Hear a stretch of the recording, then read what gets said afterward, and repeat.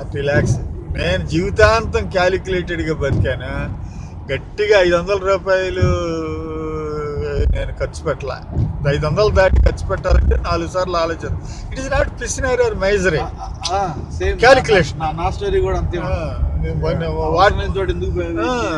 నాకు ఎట్లా ఉంటుంది అంటే, మనకున్నకి రిసోర్సెస్ డబ్బులు తక్కువ నాకున్నాయి. నేను ఐ షుడ్ నాట్ వేస్ట్. నేను ఒక దగ్గర అప్పుకి వెళ్ళకూడదు. అది అలాంటప్పుడు నేను పిచ్చ ఖర్చులన్నీ పెడితే అప్పు. అందుకే జాగ్రత్తగా బతుకుతా, చాలా క్యాలిక్యులేటెడ్. అందుకే మీరైనా కొంటాను కూడా వద్దులేండి అనేది కారణం అది. It is my nature is it self. ఎందుకు వృధాగా ఎందుకులేండి పులిహోర తినేద్దాం అనే కారణం అది. అంటే నాట్ మైజర్, పిసినార్తనం కాదు, కంజూసీ కాదు, క్యాలిక్యులేషన్. అవసరం లేని చోట ఎందుకు ఆప్షన్.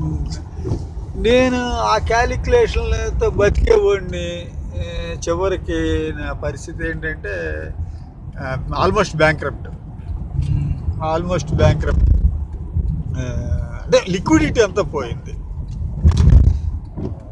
మనం ఈరోజు నేను ఎవరికి రూపాయి అవసరం లేదు.